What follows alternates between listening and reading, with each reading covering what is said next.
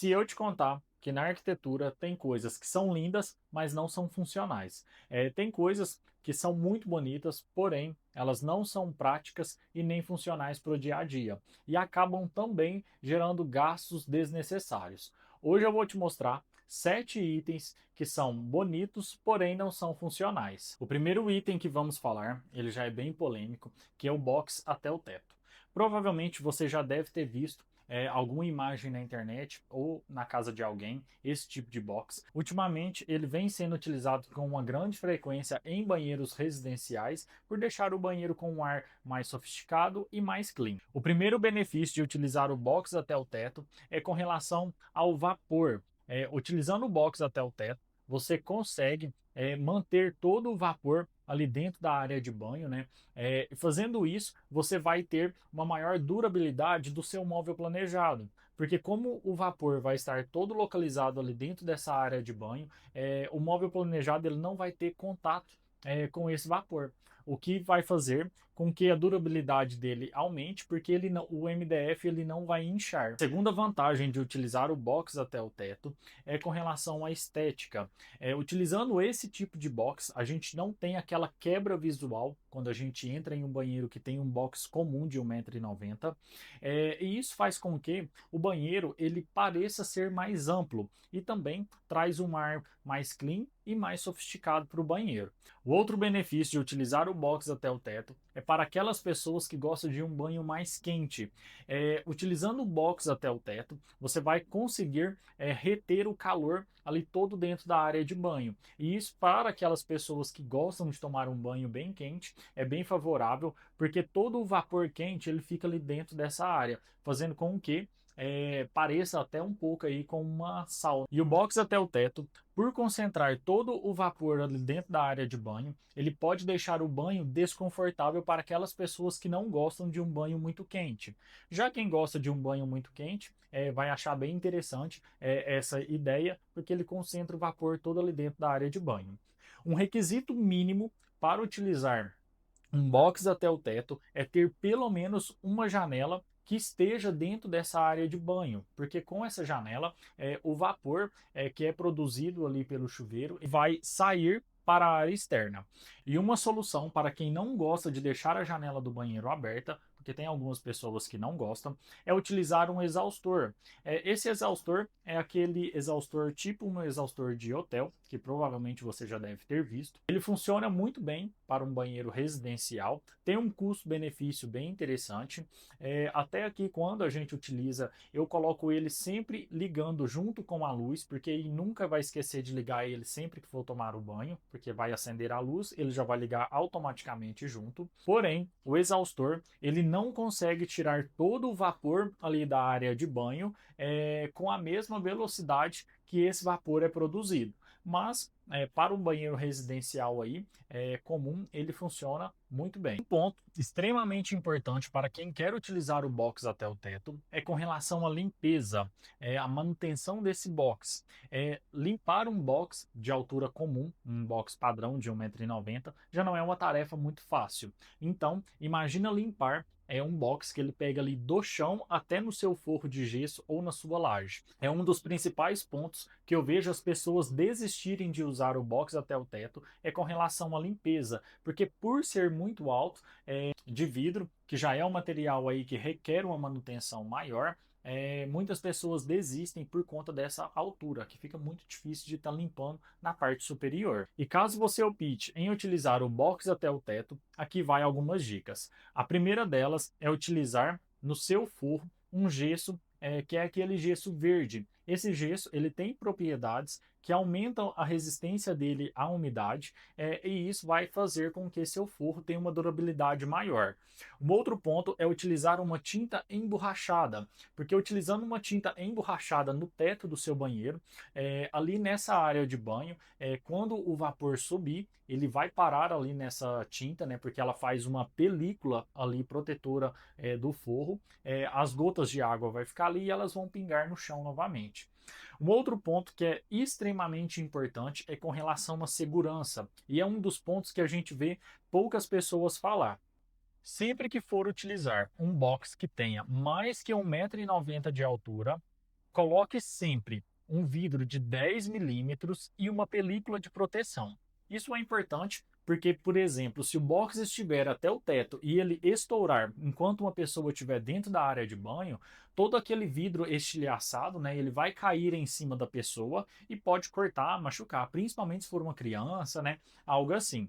Então, quando a gente coloca a película de proteção, esse vidro ele fica todo preso nessa película e não cai em cima da pessoa, né? Geralmente, quando o box é feito com uma esquadria de alumínio, ele estoura, mas ele fica todo preso na película, ele não desce. Então, esse é um dos pontos de maior atenção quando vai colocar um box até o teto. E o nosso segundo item é o muxarabe. O muxarabe ele está muito em alta, a gente está vendo ele com uma grande frequência como um elemento decorativo aí nas residências. O muxarabe ele é feito de madeira, de MDF ou de alumínio.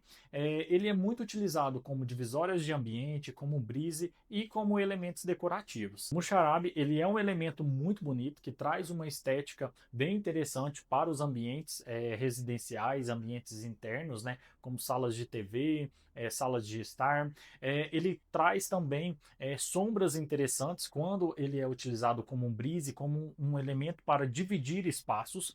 Porém, ele tem um grande problema, que é um problema semelhante ao do painel ripado, que é com relação à limpeza. Semelhante ao painel ripado, o muxarabe ele tem uma limpeza mais difícil, porque esse painel muxarabe ele é uma trama, ou seja, ele tem várias peças na vertical e na horizontal, criando ali essa trama, e essas peças se tornam um elemento que vai acumular muita sujeira, muita poeira. Então, o muxarabe ele precisa de uma manutenção mais pesada. Muxarabes que são utilizados em fachadas, em painéis, né, para ter ali a função de um brise, que estão na área externas, eles são de alumínio e eles precisam de uma manutenção ainda maior. Porque por estar ali na área externa, né, ele vai ter um contato ali direto com poeira. Outro ponto sobre o muxarabe é com relação ao preço. E o muxarabe, por ser um produto que ele é artesanal, cada pecinha ali é colocada manualmente, né, uma por uma, ele tem um custo mais elevado. Então precisa avaliar para ver se vai ser interessante. Caso você não importe com a manutenção dele, que é uma limpeza mais frequente, e com o custo, ele é um material que vai ficar muito bonito aí na sua decoração. O nosso próximo item é a cuba de apoio. A cuba de apoio é aquela cuba que vem por cima da bancada. Até tem uma grande confusão entre a cuba de apoio e a cuba de sobrepor. Várias pessoas chamam a cuba de apoio de sobrepor, porém são produtos diferentes. A cuba de apoio ela é aquela cuba que ela vem em cima da bancada. O grande problema de utilizar esse tipo de cuba é que ela acaba ocupando um espaço maior ali na sua bancada. Um outro problema que eu vejo, que para mim é o mais grave de utilizar esse tipo de cubas, é com relação à altura. Porque o que, que acontece? Geralmente, essas cubas elas têm entre 10 até 17 centímetros, eu já vi cuba nesse estilo. É, para uma altura de uma bancada, uma altura padrão que a gente tem, claro que isso nem sempre é regra, tem que avaliar a estatura da pessoa, né, que vai utilizar as bancadas, mas a gente tem ali como um padrão 90 centímetros. Porém, esses 90 centímetros é considerados do topo da cuba, da parte superior dela. E o que, que acontece quando utilizamos esse tipo de cuba de apoio? A bancada ela acaba ficando muito baixa. Principalmente se você utilizar uma cuba que vai ter aí 13, 15 centímetros de altura. E para pessoas mais altas, quando for utilizar a bancada, ela vai ter muita dor nas costas, porque ela vai ficar muito inclinada. Então, se a pessoa utilizar a bancada ali por um tempo maior, ela vai ter um leve desconforto nas costas. O outro ponto é com relação à manutenção. Esse tipo de cuba, por estar em cima da bancada, em volta dela, acaba demandando de uma manutenção maior, porque por ter um contato ali com água frequentemente, né, ela acaba embolorando ali aquela cola de vedação que tem em volta dela, que está entre a cuba e a pedra. Então, se você é uma pessoa que tem uma estatura maior ou que tem um espaço reduzido para utilizar a bancada, procure por outras alternativas, que vai ser mais interessante do que estar utilizando esse tipo de cuba de apoio. E se esse vídeo já te ajudou, não esqueça de se inscrever no canal e me contar aqui nos comentários. Você já utilizou algum desses itens? qual é a sua experiência com algum desses três itens que eu acabei de falar. E o nosso próximo item é utilizar pés nos armários das cozinhas. Utilizar pés nos armários das cozinhas não é um item muito interessante, porque a única vantagem que ele tem é tirar ali o armário, né, do chão, para que ele não tenha contato com o piso e nem contato com água. Utilizar pés nos armários das cozinhas serve apenas para acumular sujeira e danificar o seu armário, porque essa área que vai ficar ali embaixo do armário, né, ela fica uma área que vai entrar muita sujeira, e quando você vai fazer a manutenção, que você molha o chão, que você vai lavar, você acaba pegando, né, o rodo ou uma vassoura e entrando com ela ali embaixo do armário, e por ser uma altura muito pequena, você acaba quebrando todas aquelas quinas, né, a parte inferior ali do armário, deixando ele com uma estética bem prejudicada. O que é um interessante? Para armários de cozinha, é interessante que você faça um sócolo, que é uma base. É aquele ressalto que a gente tem embaixo do armário. Geralmente ele é feito de tijolinho, né, de alvenaria. Ele tem 10 centímetros de altura, e é interessante também que ele fique 10 centímetros recuado em relação à bancada. Por exemplo, você vai fazer ali uma bancada que ela tem 65 centímetros. É interessante que essa base, né, esse sócolo, tenha 10 centímetros de altura e 55 centímetros de profundidade, porque sendo assim ele vai ter 10 centímetros a menos do que a profundidade da bancada.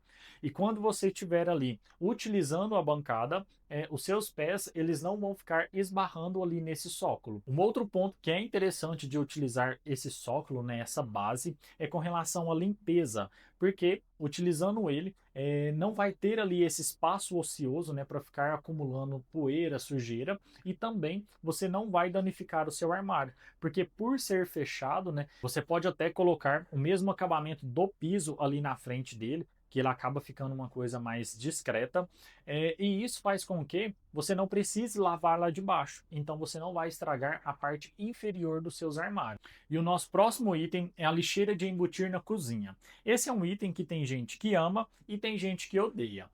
Utilizar a lixeira na cozinha, ela precisa ser pensada de uma forma estratégica, porque quando você vai embutir ela na bancada, você tem que prever ali um espaço que ela vai descer, pegando ali na sua marcenaria, porque ela fica rente com a bancada, né? E aquele bojo, o cestinho ali onde vai colocar todo o lixo, ele fica dentro da sua marcenaria. Então, é interessante que isso seja previsto, e que também que essa lixeira ela fique localizada em uma área que o armário ele já não vai ser tão utilizado, como por exemplo em um canto. Geralmente os cantos de armários eles são menos utilizados por ter uma dificuldade maior de acesso, então é interessante que você deixe essa lixeira ali. Um outro tipo de lixeira também de embutir é aquela lixeira que é embutida no armário, na marcenaria. Eu até gosto mais desse tipo de lixeira. A lixeira embutida na bancada, ela é um item que eu não gosto muito de estar utilizando por algumas questões. A primeira delas é com relação à umidade. Ela é uma lixeira que ela tem que ficar na área seca, porque se você deixar ela na área molhada, ela tem uma goma de vedação em volta. E essa goma, com o tempo, ela vai ressecando. Se ela estiver na área molhada, a água ali da bancada, ela vai acabar entrando ali entre essa goma e a pedra e vai danificar o seu armário. Um outro ponto também com relação a essa goma é que geralmente essa goma, por estar na área molhada, ela vai criando um lodo em volta, o que não é nada higiênico. Se caso for utilizar a lixeira de embutir na bancada, coloque ela sempre na área seca e de preferência em uma área que seja menos utilizada dentro do armário, por conta dela descer. Uma solução para esse tipo de lixeira é utilizar a lixeira embutida na marcenaria, porque utilizando dessa forma você não vai ter problemas ali com vedação dessa água e também não vai ter problema com essa goma, né, que é essa vedação que tem nas lixeiras de embutir na bancada. E o nosso próximo item é o muro de vidro. O muro de vidro ele tem um efeito estético bem interessante. Ele valoriza bastante a fachada, né, por ele permitir ver todo o design ali da fachada.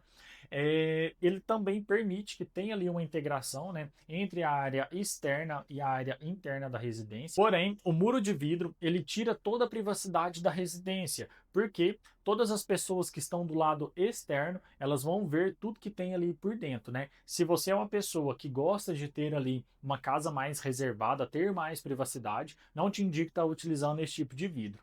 Um outro ponto também do muro de vidro é com relação aos animais, principalmente aves, porque quando utilizam um muro de vidro muito grande, esses animais não conseguem perceber, né, que tem um vidro ali na frente e eles acabam se chocando contra ele. E agora, o maior ponto de usar um muro de vidro é com relação à manutenção. Lavar uma porta e uma janela já não é uma coisa muito fácil. Então, imagina dar uma manutenção em um muro de vidro, que tem contato ali direto com a área externa, né, em todos os lados, e também vai ter pessoas passando ali na rua, né, que pode colocar a mão suja no vidro. O ponto principal que eu vejo é isso com relação à manutenção, porque ele tem uma manutenção mais difícil, você vai ter ali que ter uma manutenção mais frequente. Sempre comparo, quando você pega ali uma casa que tem vidro e uma casa que tem grade, a proporção de vezes que isso é limpado é bem diferente. A grade ela requer aí uma manutenção muito menor do que o vidro. Então, tem que ficar bem atento aí com relação a esse item, que é a manutenção do vidro. E o nosso sétimo item é bancadas em porcelanato. Bancadas em porcelanato, elas são bem interessantes devido ao custo e por ter uma grande variedade aí de porcelanatos que a gente pode estar utilizando para fazer as bancadas. Porém, uma bancada de porcelanato ela é muito frágil. Ela é muito frágil porque as quinas elas são feitas em 45 graus, que é a meia esquadria. Quando você faz uma quina em meia esquadria, você deixa o piso ali com uma camada muito fina, e isso prejudica bastante com relação à resistência dele. Quando você pega e coloca ali a bancada com essas quinas em meia esquadria, principalmente aí em uma cozinha onde você utiliza vários utensílios, né, vários equipamentos como liquidificador, um air fry, panelas, né, maiores, você pode aí esbarrar esses itens na quina da bancada e isso vai fazer com que ela quebre. Você pode observar que várias bancadas de porcelanato, eu mesmo assim nunca vi nenhuma que não estivesse dessa forma, que é com as quinas todas quebradas. Então isso acaba deixando aí a bancada com uma estética bem prejudicada. Um outro ponto também é com relação à resistência, porque aquilo ali é um porcelanato. O porcelanato ele é bem menos resistente do que, por exemplo, um granito. Então, dependendo do sistema construtivo que essa bancada for feita, esse piso ele vai ter uma tendência maior a quebrar. Me diz aqui nos comentários, você já teve alguma experiência com algum desses itens? E não se esqueça de curtir o vídeo e se inscrever aqui no canal.